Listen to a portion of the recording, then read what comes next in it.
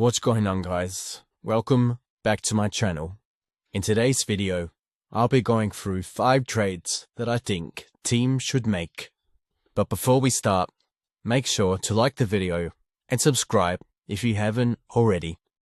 The first trade up sends Lauri Markkanen to the Golden State Warriors in exchange for Draymond Green, Moses Moody, Buddy Hield, and first-round picks in 2026, 2028, and a 2031 pick swap.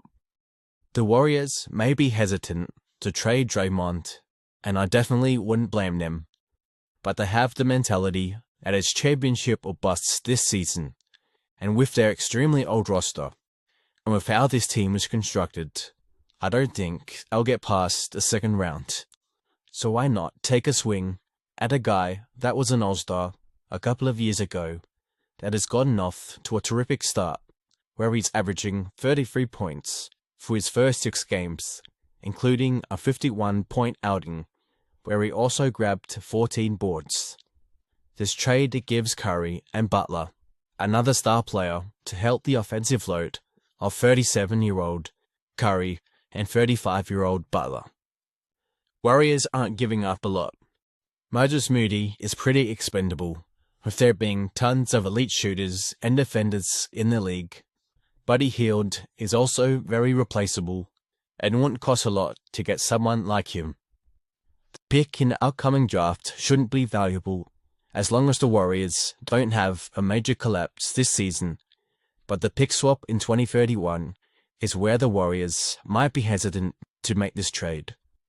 By the time this pick comes around, Curry, Draymond, and Butler will all be retired, and Lauri Markkanen will be in his mid-30s, so it could be a very good pick, but the Warriors can't waste the last couple of seasons of Steph Curry's career. The one reason I wouldn't do this trade is because I wouldn't want to give up Draymond Green, but they have a much bigger chance at another title with Markkanen than they would with current Draymond Green. He also makes the contracts matcher. That's the only reason he's a part of this trade. The new-look Warriors lineup would look like this: Steph Curry at point guard, Braden Przemski at shooting guard, Jimmy Butler at small forward, Lauri Markkanen at power forward, and Draymond at center, with DeAnthony Melton as the backup point guard, Gary Payton the backup shooting guard, Will Richard the backup small forward, Jonathan Kuminga the backup power forward, and Al Horford the backup center. With the loaded upcoming draft class, the Jazz should be looking to tank for at least one more season, and with Lauri Markkanen on the roster, they might be a sneakily good team, or they have at least been good to start the season. In this hypothetical trade, you don't get the most you could have for an all-star, but it frees up $46 million in your cap space and frees up room in your rotation for the young guys like Kyle Filipowski, Ace Bailey, and Taylor Hendricks. In this trade, you get back Draymond Green, who'd I'd assume they'd agree on a contract buyout. There's just no need to keep someone who can help a contender out as much as he can, who's 35 years old and making $25 million a season. I'd assume he'd take a vet minimum to head back to Golden State. That's why I had him in the Warriors rotation. I just can't see him playing for any other team. They also get Moses Moody, who's still young, at only 23 years old. Moody is an elite shooter and defender, and someone who can fit into any offense. And Buddy Hield, who's also an elite shooter. I would also think they'd waive Hield as well, who's already 32 years old, but who knows. The most valuable asset in this package is that Warriors pick swap in 2031.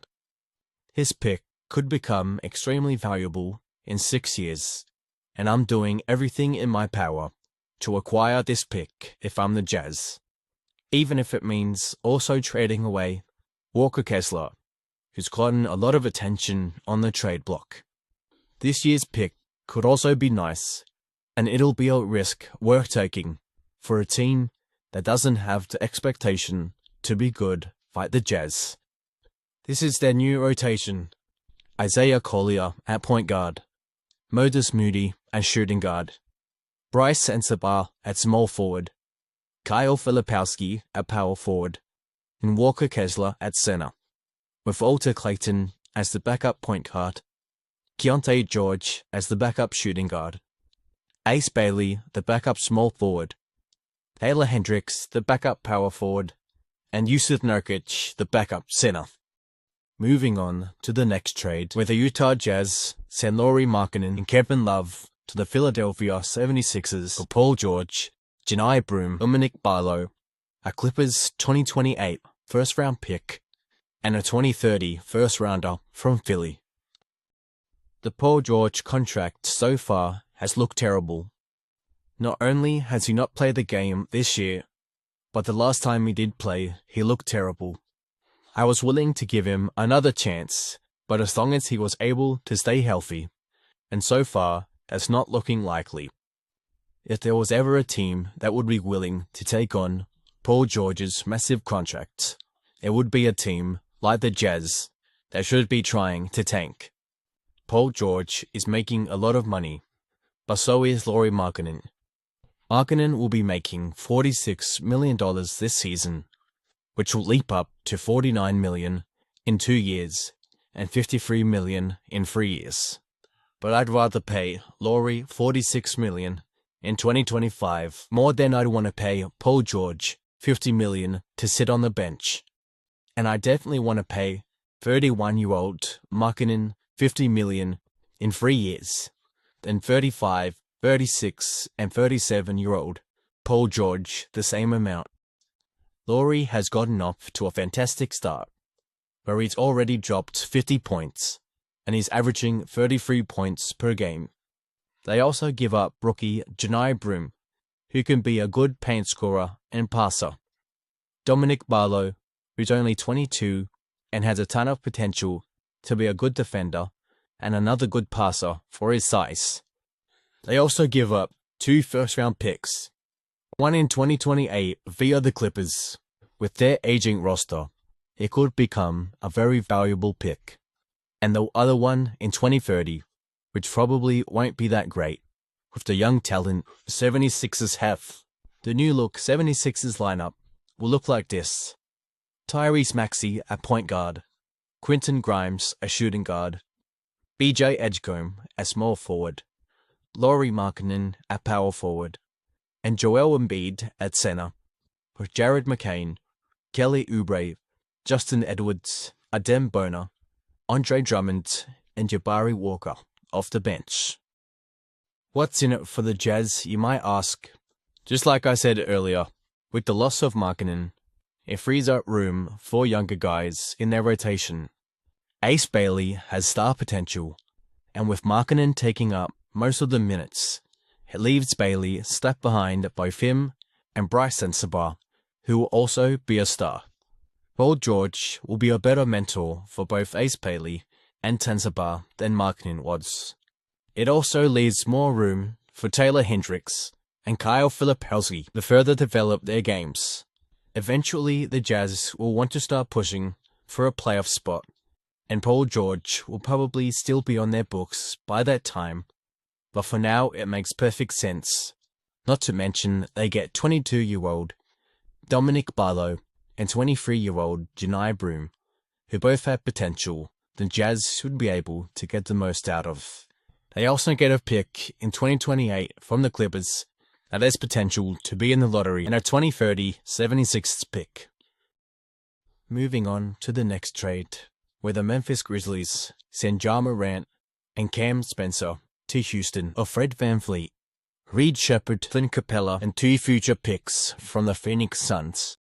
The Rockets are in desperate need of a point guard, but I just don't think he's the best fit.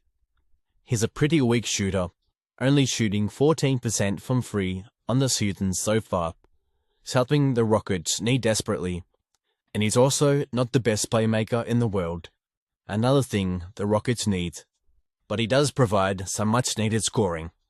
We've seen he's capable of averaging 25-plus points when he's healthy.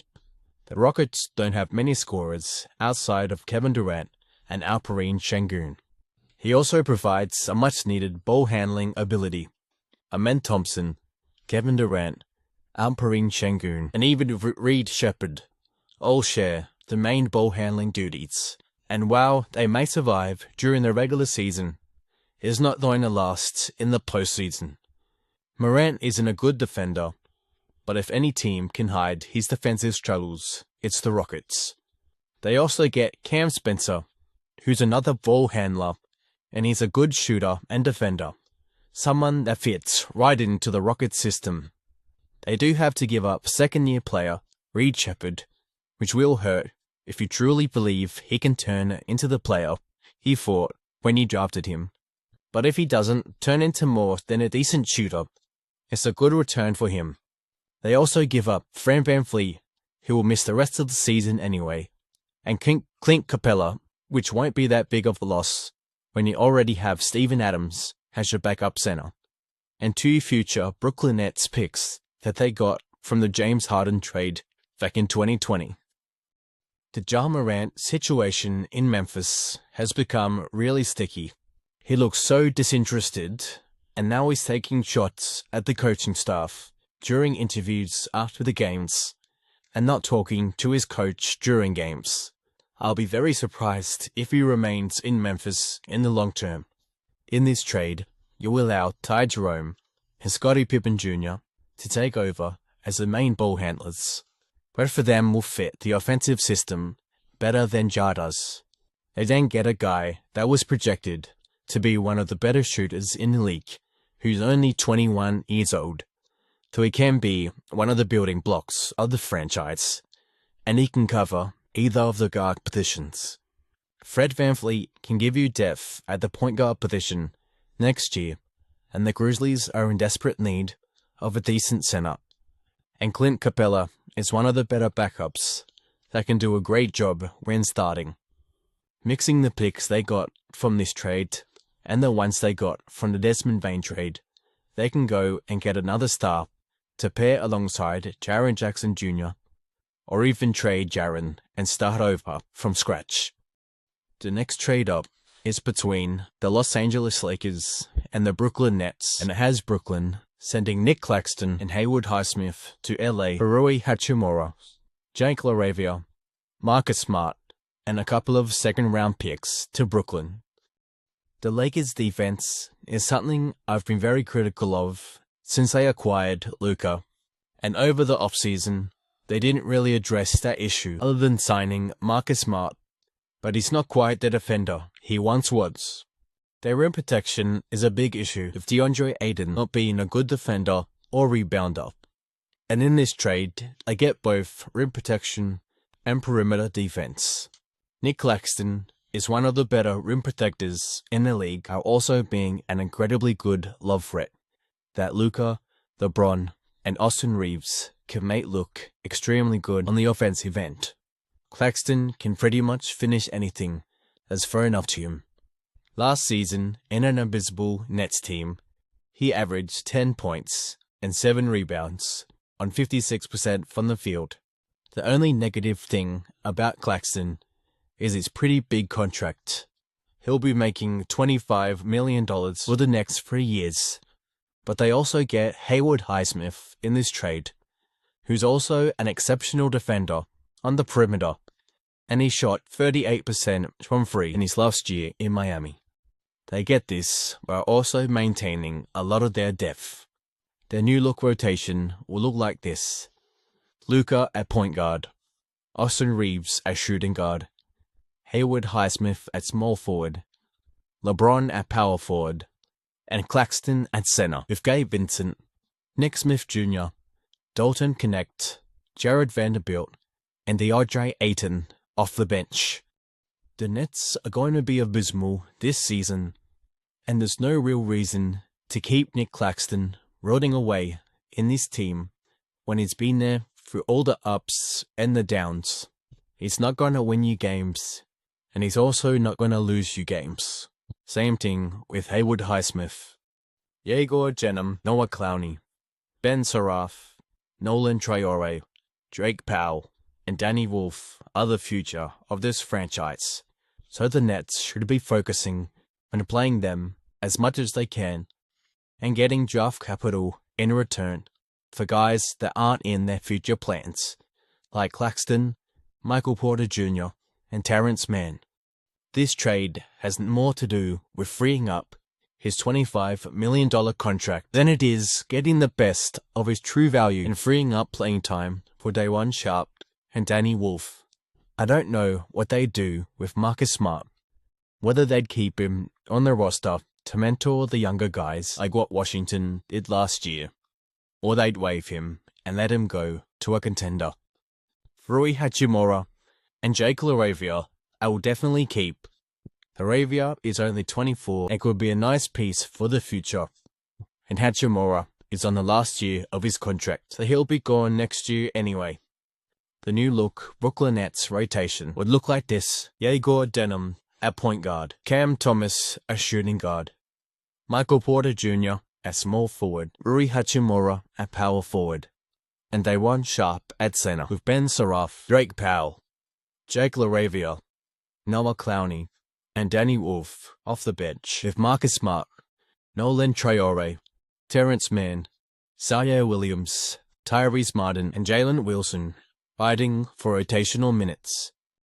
The last trade of the video is between the Detroit Pistons and the Sacramento Kings, where the Kings send Zach LaVine to Detroit for Tobias Harris, Marcus Sasser, Caris LeVert, a 2026 first-round Pistons pick, and 4 second-rounders. This is definitely the most far-fetched trade of the video, but if the Pistons want to contend for a title, they need a better offense, in my opinion. Other than Cade and Jaden Ivey when he's healthy, the Pistons don't exactly have anyone you can rely on to get you a bucket. Jalen Duren has certainly improved on that end, but is still limited shooting from the field-wise. Sar Thompson and Ron Holland are pretty much the exact same player, both elite defenders and athletes that are at their best when they're driving to the rim, and both struggle when it comes to their three-point shot, for now at least. So why not get someone who can score on all 3 levels on elite efficiency? There are question marks on whether he impacts winning with his track record, but I think it's got more to do with how bad most of the team's skill was on the Bulls and now at the Kings than it has to do with him. It would really open up Cade's game, giving him someone who's a threat from anywhere on the court, and it would also open up Asar's game along with Ron Holland and Jalen Duren's games as well. If they can get him without giving up Jaden Ivey, that'll be a huge win. The only problem with his trade and giving up Tobias Harris is it leaves Mpri Finn at the power forward position, and also the backup point guard spot. The new look Pistons lineup would look like this: Cade Cunningham at point guard, Zach LaVine as shooting guard, Ron Holland as small forward, Ausar Thompson at power forward, and Jalen Duren at center, with Jaden Ivey, Duncan Robinson, Chaz Lanier, Isaiah Stewart, and Paul Reed off the bench. The Sabonis, DeRozan, and LaVine experiment has clearly not worked out, and it won't work out no matter how much the Kings wanted to. So why not send Zach LaVine out while he still has some value? This trade doesn't exactly capitalize off his true value, but they do get some assets for the future. There are also some win-now players. Tobias Harris is still a good player, but the Kings don't want to go full rebuild mode. They want to compete somewhat. He's still a great shooter from the field, but he does have quite a lot of glaring holes defensively, something that the Kings don't need. Caris LeVert also is still quite a decent player, even after being inconsistent for the last couple of years. He's still a threat from anywhere on the field, and he's also a good playmaker and defender. And Marcus Sasser gives him depth at the guard position and another young asset to add to the roster. 26 first-round pick won't be that great, probably between mid to late 20s. But they proved from this year's draft, it doesn't matter where they pick, they can find diamonds in the rough, like Nick Clifford and Maxime Renard in the second round. The New Look Kings lineup would look like this: Dennis Schroeder at point guard, Keon Ellis at shooting guard, DeMar DeRozan at small forward, Keegan Murray at power forward, and Domantas Sabonis at center, with Russ, Malik Monk, Nick Clifford, Tobias Harris, and Maxime Renard off the bench, and Devin Carter, Marcus Sasser, Karis LeVert, Kresis Achua, and Dario Saric biting for rotational minutes. That's gonna end this video. Make sure to like and subscribe if you haven't already, and let me know your thoughts on these trades and what trades teams should make.